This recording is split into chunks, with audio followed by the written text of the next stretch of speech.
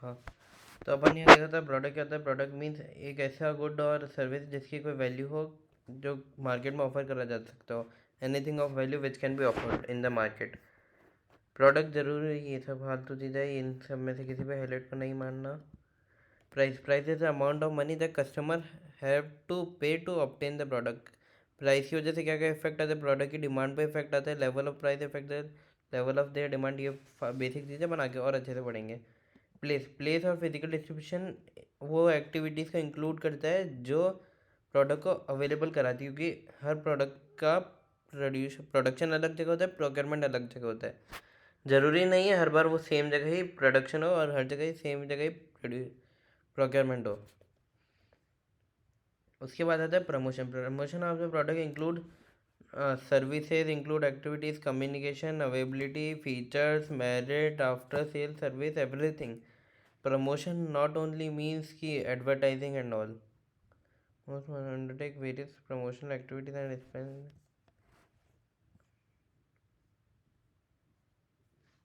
उसके बाद है प्रोडक्ट। वापस प्रोडक्ट मिक्स पढ़ेंगे अपन। पहले अपन ने प्रोडक्ट मिक्स पढ़ा था, अब अपन प्रोडक्ट पढ़ते हैं। Okay, product from a product क्या है, एक बंडल ऑफ यूटिलिटीज है। ये एमसीक्यू मार सकते हैं। What is product? Product is a bundle of utility which is purchase because of it compatibility to provide satisfaction. ये याद करने की चीज़ है। Product is bundle of utility. ये प्रोडक्ट की क्या बेनिफिट है ये नहीं करना। टाइप्स ऑफ प्रोडक्ट अपने कोर्स में नहीं है, इंडस्ट्रियल प्रोडक्ट नहीं है। उसके बाद आता है ब्रांडिंग। ब्रांडिंग क्या है? One of the most important decision that a market is able to take product is in respect of branding. जैसे whether the firm product will be marketed under brand name और generic name. Brand name मतलब कोई अपना personal नाम रखता है। Generic name वो चीज़ होती है जब जिसमें वो उसी प्रोडक्ट की रेंज में क्लासीफाई करते हैं, whole class of the product. जैसे पेन है, वो पेन के नाम से बेच रहा है, तो वो क्या हो गया? Generic name. ब्रांड नेम हो गया जो अपन पर्सनल नाम रखते हैं।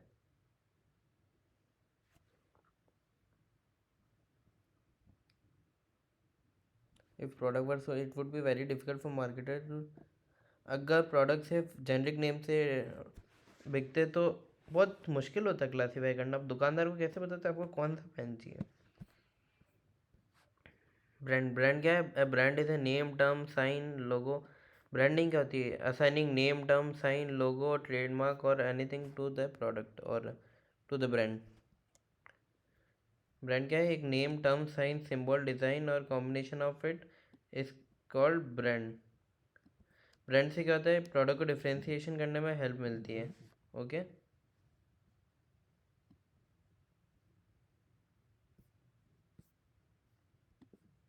उसके बाद आता है ब्रांड मार्क। ब्रांड मार्क वो होता है जो brand mark is a part of brand which is not utterable. I don't know how to scroll up.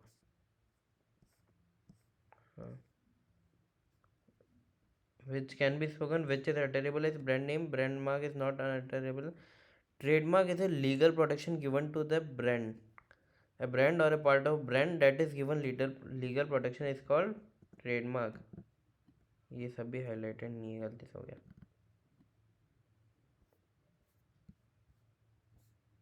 हाँ, एक ब्रांड नेम कैसा होना चाहिए?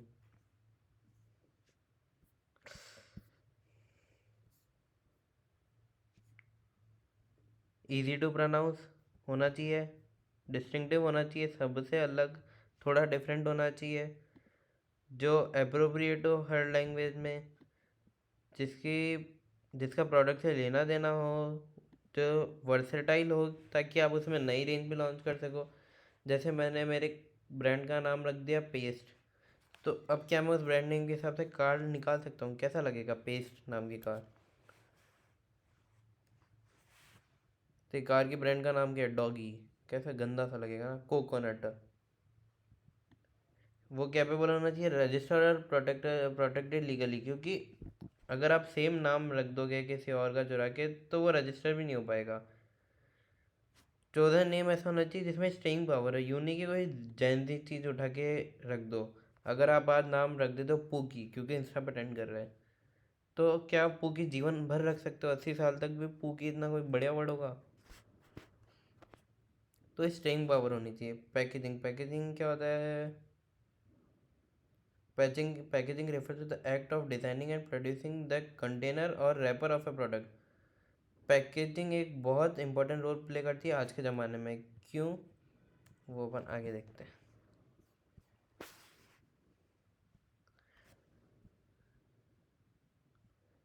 पैकेजिंग के कितने लेवल्स होते हैं? Primary packaging, it refers to immediate container in the some cases. Immediate container को हमेशा क्या कहेंगे? Primary packaging. Secondary packaging, additional layer of production that are kept till the product is ready for use. Additional layer that are kept till product is ready, ये चीज़ याद कर लेना थोड़ी बहुत।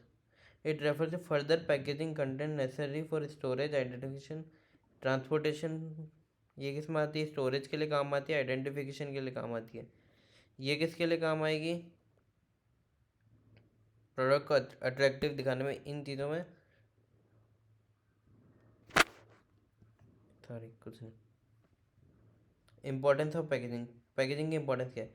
एक तो जैसे जैसे कंट्री आगे बढ़ रही है, लोग आगे बढ़ रहे हैं, लोग और पढ़े लिखे हो रहे हैं, तो उनके दिमाग में लिविंग स्टैंडर्ड बढ़ गए हैं, उनके हेल्थ के लिए इश्यूज बढ़ गए हैं कि हाँ हमें ये चीज़ हेल्दी चाहिए, इस पैकेजिंग में नहीं चाहिए, ये इस प्लास्टिक में गर्म खाना नहीं चाहिए। तो rising standard of health and sanitation इसमें ही हेल्प करता है। सेल्फ सर्विस आउटलेट, जैसे अपन डी मार्ट जाते हैं तो अपन को पता होता है अपन को क्या चीज़ कितने रुपए की मिलने वाली, क्या चीज़ चाहिए अपन को, इसमें पैकेजिंग हेल्प करती है। इनोवेशनल अपॉर्चुनिटी, ये कैसे हेल्प करते हैं? जैसे मैंने परफ्यूम का एग्जांपल दिया था कि अगर आपके परफ्यूम की फ्रेगनेंस अच्छी नहीं है, फिर भी आपकी बॉटल पैकेजिंग इतनी अच्छी है, तो मे भी लोग खरीद लेंगे, मे भी क्या खरीदेंगे। प्रोडक्ट को डिफ्रेंशिएट करने में हेल्प करती है। एक जगह 5 प्रोडक्ट हो और आपके प्रोडक्ट की पैकेजिंग अच्छी हो, उसकी कलर अच्छा हो, साइज़ अच्छा हो, मटेरियल अच्छा हो, तो लोग आपका प्रोडक्ट ज़्यादा प्रेफर करने की कोशिश वो करेंगे। जैसे एक मान लो एक कुरकुरे वाला रैपर है और एक मैट वाला कोई रैपर है बहुत अच्छा सा, वो भी कुरकुरे बेच रहा है, तो मे भी आप उस रैपर की तरफ ज़्यादा जाओगे। अब इसके फंक्शन क्या? प्रोडक्ट आइडेंटिफिकेशन जो अपन ने पढ़ा था। प्रोडक्ट प्रोटेक्शन, प्रोडक्ट को प्रोटेक्ट करता है किससे? कंटेमिनेट होने से, डैमेज होने से, क्लाइमेटिक इफेक्ट से, रेन, फ्लड एंड ऑल से। ट्रांसपोर्टेशन में हेल्प करता है। Packaging protects the content of a product from spoilage, breakage, leakage and all. Facilitating use of product, देखो जो साइज और शेप होता है ना प्रोडक्ट का, वो हमेशा इस तरीके से होता है कि वो कन्वीनियंट हो, ओपन करने के लिए, हैंडल करने के लिए ईजी हो। कॉस्मेटिक्स, इनमें आपने देखा ही होगा लिपस्टिक लगाना कितना ईजी हो चुका है। वॉट इफ वो लिपस्टिक को एक ऐसे ब्लश जैसे उसमें दे दे, फिर यूं यूं करके लगाना होता हाथ से, तो कितना अजीब होता कि टूथब्रश लाओ उससे लिपस्टिक लगाओ एंड ऑल। पैकेजिंग की वजह से प्रोडक्ट को प्रमोट करना ईजी हो गया, क्योंकि नई नई कलर स्कीम में आप अपने प्रोडक्ट को डिस्प्ले कर सकते हो। प्रोडक्ट के ऊपर ही आप ये छाप सकते हो 10 रुपये of and all. Photograph apply कर सकते हो, रणवीर कपूर की फ़ोटो लगा दी एक। लेबलिंग एक सिंपल लुकिंग चीज़ होती है, पर उसका एक बहुत इंपॉर्टेंट टास्क होता है, क्योंकि लेबल बहुत सारी चीज़ें करता है। अगर लेबल नहीं होगा तो अपन एक्सपायरी कहाँ लिखेंगे? लेबल के बिना अपने साथ बहुत सारी चीज़ें रुक जाएगी। और अपन लेबल कहाँ चिपकाते हैं? प्रोवाइड स्पेस फॉर लेबलिंग कौन आता है? Packaging. Packaging provide space for labelling, ये चीज़ याद रखना। Describe the product and specify the content. Labelling product में क्या है वो डिस्क्राइब करता है, स्पेसिफाई करता है कि इसमें क्या क्या चीज़ें हैं। The other important function performed by label is identifying the product or brand. For example, the brand name of any product and say biscuit or potato chips imprinted on it.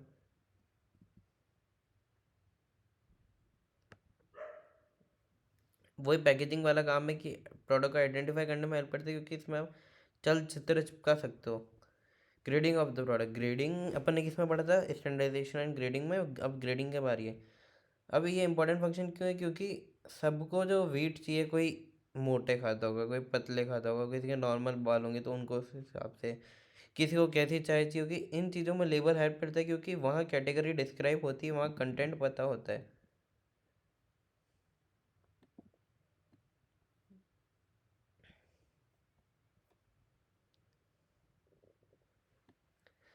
बहुत बार क्या होता है, जो प्रोडक्ट बहुत अच्छा होता है ना, जैसे आंवला हेयर ऑयल है, ये है बालों में दम, तो ये लेबल पे अपना स्टिकर चिपका देते हैं।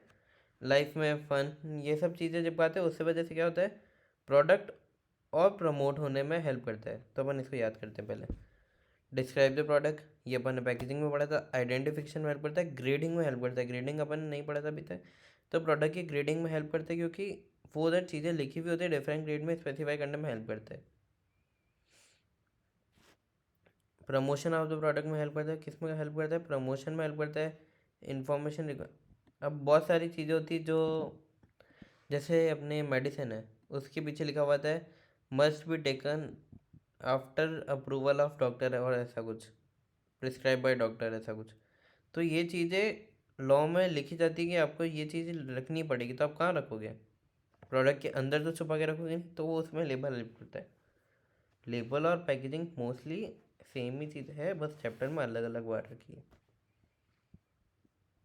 जब अपन एक प्रोडक्ट ले लेते हैं, who is paid for it, product क्या होता है?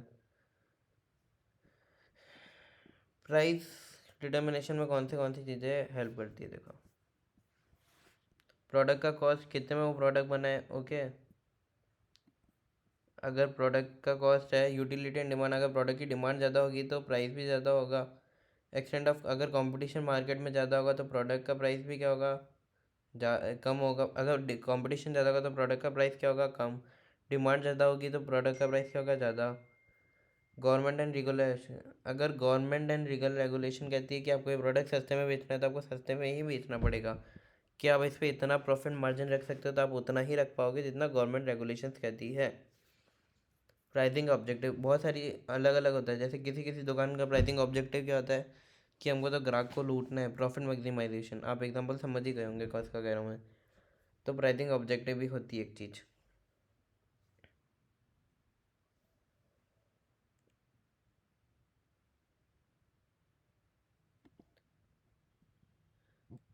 ये इतना तो ठीक है, एक बार देख लेना। अगर एक कंपनी को मार्केट शेयर चाहिए हो, मार्केट में लीडरशिप जमानी है, तो वो क्या करेगी, अपना प्राइस कम रखेगी। Surviving in competitive, competitive market में सर्वाइव करना है जहाँ आपके बहुत सारे कंपटीशन है, तो आप अपना प्राइस बहुत कम रखोगे।